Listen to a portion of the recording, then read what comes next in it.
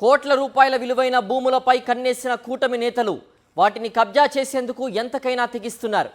విశాఖ జిల్లా Gajuwaka police station పరిధిలోని తుగ్లం గ్రామానికి చెందిన తాతారావు కుటుంబం 10 ఏళ్ల క్రితం తమ స్థలాన్ని వేరే వారికి విక్రయించారు. ఆ స్థలంపై కన్నేసిన జనసేన నేత ముత్యాల నాయుడు నకిలీ పత్రాలు సృష్టించి భూమి కబ్జా చేసేందుకు యత్నించారు. కోర్టును ఆశ్రయించడంతో బాధితులకే స్థలం అప్పగించాలని న్యాయస్థానం ఆదేశించింది. కోర్టు ఆదేశాలు సైతం లెక్క చేయకుండా జనసేన నేత ముత్యాల నాయుడు భూమిని స్వాధీనం చేసుకునేందుకు యత్నించారు. రౌడీ మూకలతో అర్ధరాత్రి వీరంగం సృష్టించారు. విషయం తెలుసుకున్న టీడీపీ నేత కాకి గోవిందరెడ్డి తన అనుచరులతో కలిసి జనసేన నాయకుడితో పాటు రౌడీలను అడ్డుకునే ప్రయత్నం చేశారు. దీంతో ఇరు వర్గాల మధ్య బాహాబాహీ జరిగింది. టీడీపీ ఎమ్మెల్యే పల్లా శ్రీనివాసరావు ప్రోద్బలంతో జనసేన నేత ముత్యాల నాయుడు ఈ కబ్జాకు యత్నిస్తున్నారని బాధితులు వాపోతున్నారు.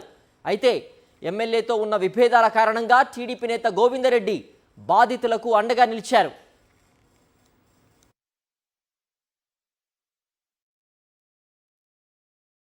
కర్ణం దేవడమ్మ గారు వాళ్ళ కుమారుడు కర్ణం అర్హాల్ నాయుడు గారు, వారి కుమారుడు కర్ణం ముత్యాల నాయుడు గారు, వారి కుమారుడు కర్ణం రాజండి వేదిక ఈవెంట్స్.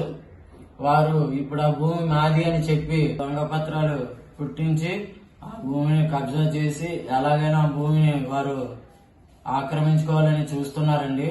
పల్లా శ్రీను గారు లాంటి నాయకులు నిలబడి మంచి పదవి మంచి స్థాయికి వెళ్లే స్థితిలోనే ఇలాంటి నాయకుల పేర్లు చెప్పుకొని మమ్మల్ని బెదిరించి మా దగ్గర భూమి కొనుక్కున్న వాళ్ళకి అన్యాయం జరిగేలాగా చూస్తున్నారు.